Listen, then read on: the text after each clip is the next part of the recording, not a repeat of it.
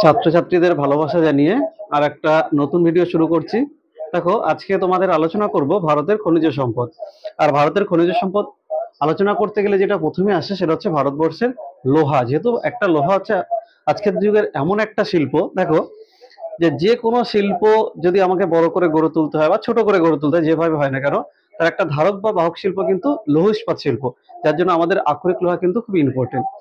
আচ্ছা, আর একটা গুরুত্বপূর্ণ কথা বলে রাখি, যারা আজকে চ্যানেলে প্রথম এসেছো বা ভিডিও প্রথম দেখছো, তাদেরকে রিকোয়েস্ট করব, আমাদের এই যে চ্যানেলটা, আমাদের চ্যানেল নাম হচ্ছে অল ইউনিট। এই চ্যানেলটা কিন্তু চারিদিকে শেয়ার করতে হবে, ছড়িয়ে দিতে হবে। আর তোমার যদি ভিডিও ভালো লেগে থাকে তাহলে অবশ্যই লাইক করবে আর কমেন্ট তো অবশ্যই করবে। তো দেখো, এবার আমরা প্রধান পড়াশোনার বিষয়ে আলোচনাতে যাচ্ছি। তার আজকের আলোচনার বিষয় কি, দেখো, আকরিক লোহা মানে আজকের যুগে দেখো লোহা কি কাজে ব্যবহার হয় না আমাকে সেটা বলো। আমি যেদিকেই তাকাই না কেন, দেখো কিছু কোনো না কোনো কাজে কিন্তু আমাদের লোহার কিন্তু প্রয়োজন হয়। তুমি ধরো, আমি প্রথমে ধরলাম যে আমাদের গৃহস্থলীর কাজে, তাহলে গৃহস্থলীর কাজে যে তুমি যে কোনো ধরনের গৃহস্থলী কাজের জন্য, দেখো বাড়িতে রান্নাঘর থেকে শুরু করে বড় ঘর থেকে শুরু করে যে ঘরে যাও না কেন লোহার প্রয়োজন হবে। তুমি একটা বড় বাড়ি বানাবে, তার জন্য তোমার লোহার প্রয়োজন হবে। তুমি যে রাস্তা দিয়ে যাতায়াত করবে, সেই রাস্তাটাও ভালো করে বানাতে গেলে ডান দিকে বাঁ দিকে দেখবে অনেক লোহার গার্ড বানাতে হতে পারে। তুমি যে গাড়িতে করে যাতায়াত করবে, সেটাও কিন্তু লোহার থাকবে। তুমি যে ট্রেনে করে যাতায়াত করবে, সেটাও কিন্তু লোহা দিয়ে তৈরি। এমনকি মানে লোহা ছাড়া আজকের যুগে ভাবাই যায় না, যার জন্য আজকের এই যুগটাকে কিন্তু লৌহ যুগ বলা হয়। তাহলে আজকে আমরা সেই লোহা নিয়ে আলোচনা করব। তাহলে লোহা কোথা থেকে আসলো, কি কাজে লাগে, কি কি ভাগে ভাগ করা যায়, ভারতের কোথায় কত পরিমাণের থেকে লোহা উত্তোলন করা হয়ে থাকে, তাহলে সমস্ত জিনিস কিন্তু আমরা আজকে একটা ভিডিওতেই আলোচনা করছি। তো দেখো, এই আকরিক লোহাকে কিন্তু মানে লোহা আকরিককে কিন্তু চারটে পার্টে ভাগ করা যেতে পারে। এক, ম্যাগনেটাইট। দু নম্বর হচ্ছে হেমাটাইট। তিন নম্বর হচ্ছে লিমোনাইট। আর চার নম্বর হচ্ছে সিডেরাইট। এবার দেখো, এই ভাগটা কিসের উপর ডিপেন্ড করা হয়েছে? এগুলো কিন্তু লৌহ আকরিক, পিওর কিন্তু লোহা নয়। তাহলে প্রথমে আমি যেটা বলেছি ম্যাগনেটাইট, এটা হচ্ছে সব থেকে ভালো উন্নত পরিমাণের লৌহ আকরিক। এতে প্রায় 70%-এর বেশি শতাংশ লোহা কিন্তু পাওয়া যায়, যার জন্য একে কিন্তু ম্যাগনেটাইট মানে লোহার প্রধান আকরিকও কিন্তু অনেক সময় বলা হয়ে থাকে। দ্বিতীয় কোনটা আছে দেখো, দ্বিতীয় আছে দেখো হেমাটাইট। এই হেমাটাইট হচ্ছে এর থেকে একটু লো কোয়ালিটি। এটাতে মোটামুটি 70% কিন্তু লোহার পরিমাণ থাকে। এটা কি বলেছিলাম, ম্যাগনেটাইটে বলেছি 70%-এর বেশি, আর হেমাটাইটে কি বলেছি 70%, মোটামুটি 70%। আর এই যে ম্যাগনেটাইট আমি প্রথমে যেটা বললাম, এইটা কিন্তু দেখতে মোটামুটি তুমি ধরে রাখো, এটা দেখতে অনেকটা কালো রঙের হয়ে থাকে। যেহেতু এটা একদম প্রধান লৌহ আকরিক বললাম। দ্বিতীয় যেটা আছে হেমাটাইট, এটা অনেকটা কিন্তু লাল বর্ণের হয়ে থাকে, অনেক সময় একটু ধূসর বাদামি বর্ণের কিন্তু হতে পারে। আর এরপরে তিন নম্বরে যেটা আছে লিমোনাইট। এই যে লিমোনাইটটা আছে দেখো, এই লিমোনাইটে কিন্তু লোহার পরিমাণ কিন্তু কম থাকে। এটা মোটামুটি তুমি ধরে রাখো ওই 70-70 থেকে কম, এটা ওই 60% কিন্তু এখানে কিন্তু লোহার পরিমাণ থাকে। আর এটা দেখতে কিন্তু অনেকটা হলুদ বর্ণের হয়ে থাকে। আর যেটা সিডারাইট, এটা কিন্তু অত উন্নত মানের কিন্তু আকরিক নয়। এটা থেকে এটাতে থাকে মোটামুটি তুমি ধরে রাখো ওই 50%-এর মতো কিন্তু লোহার পরিমাণ থাকে। আর এটা দেখতে কিন্তু একটু ফ্যাকাশে রঙের হয়। তাহলে এখানে আমি তাহলে কি আলোচনা করলাম? তাহলে আমাদের এই যে আকরিক লৌহ বা লৌহ আকরিক, এর চারটে টপিকস বা চারটে পার্ট। একটা হচ্ছে ম্যাগনেটাইট, একটা হচ্ছে হেমাটাইট, একটা হচ্ছে লিমোনাইট, আর একটা হচ্ছে সিডারাইট। তাহলে এখানে সব থেকে বেশি লোহার পরিমাণ কোনটাতে? ম্যাগনেটাইট। সব থেকে কম কোনটা? সিডারাইট। বোঝা গেল? আর বেশি আমাদের এই ইন্ডাস্ট্রিয়াল কাজে যেটা বেশি ব্যবহার করা হয় সেটা কিন্তু এই হেমাটাইট। হেমাটাইট থেকে যে লোহাটা পাওয়া যায়, সেই লোহাটাই কিন্তু সব থেকে বেশি আমাদের আজকের যুগে মানুষের কিন্তু কাজে লাগে। এবার আমরা আলোচনা করব যে ভারতবর্ষে যে লৌহ আকরিক তো আছে, ভারতবর্ষে বর্তমানে লৌহ উত্তোলনে চতুর্থ স্থান অধিকার করে। তো ভারতবর্ষের মধ্যে আবার কোন রাজ্য থেকে কতটা পরিমাণ লৌহ উত্তোলন করা হয়ে থাকে, ভারতে কোথায় কোথায় লৌহ খনি আছে, তাহলে সেইগুলো নিয়ে এবার আমরা বিস্তারিতভাবে একটু আলোচনা করব। তাহলে এবার আমাদের আলোচনার বিষয় যে আমাদের ভারতবর্ষে কোন রাজ্য থেকে কতটা পরিমাণে কিন্তু লৌহ আকরিক খনি থেকে সংগ্রহ করা হয়। আমি বোর্ডে যে ডেটাটা লিখেছি, এটা একটা 2022 সালের ডেটা। এটা 2024 সাল চলছে, আর আমার বোর্ডে যে ডেটাটা আছে এটা 2022 সালের ডেটা। তো সেই ডেটা অনুযায়ী যদি আমরা লক্ষ্য করি, দেখো সব থেকে বেশি লোহা উত্তোলন করা হয়ে থাকে ওড়িশা রাজ্য। এখানে কত আছে দেখো, 109,675, মানে দেখো 1,09,675,000 টন এখানে বার্ষিক লৌহ উত্তোলন করা হয়ে থাকে।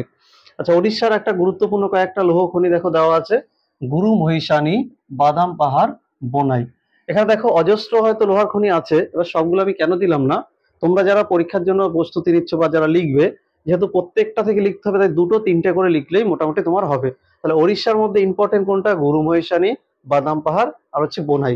এই তিনটে অঞ্চল থেকে প্রচুর পরিমাণে কিন্তু লোহা উত্তোলন করা হয়ে থাকে। দ্বিতীয় হচ্ছে দেখো কর্ণাটক।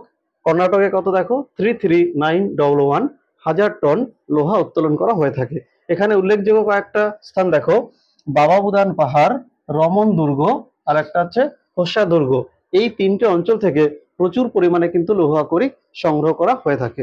তৃতীয় স্থানে কি আছে, ছত্তিশগড়। এখান থেকে দেখো 32,315 হাজার টন লোহা উত্তোলন করা হয়ে থাকে। এখানে উল্লেখযোগ্য কয়েকটা দেখো লোহা খনি, দাল্লি রাজহারা, বাইলাডিলা আর এটা হচ্ছে রাওঘাট। এরপরে দেখো চতুর্থ স্থান হচ্ছে ঝাড়খণ্ড। এখানে লৌহ উত্তোলনের পরিমাণ 20,680 হাজার টন। এখানে দেখো গোয়া, নোয়ামুন্ডি আর হচ্ছে চিরিয়া, এই তিনটে উল্লেখযোগ্য লৌহ আকরিক খনি।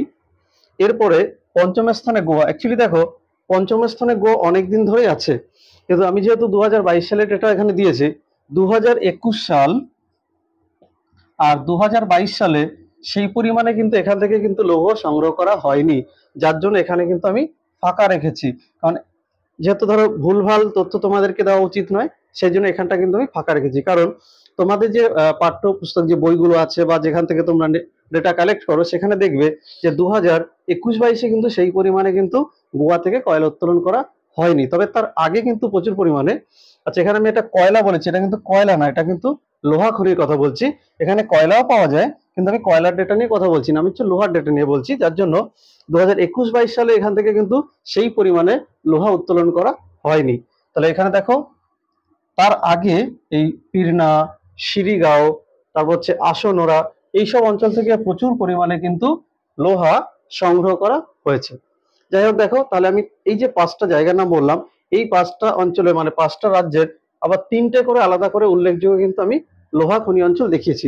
তোমরা এগুলো 3টে করে মুখস্থ করবে, তাহলে কি হবে, তোমাদের একটা, যারা 9-এ পড়ছো তোমাদের একটা কিন্তু 5 নম্বর এখান থেকে কিন্তু একটা কোশ্চেন তোমরা রেডি করতে পারবে।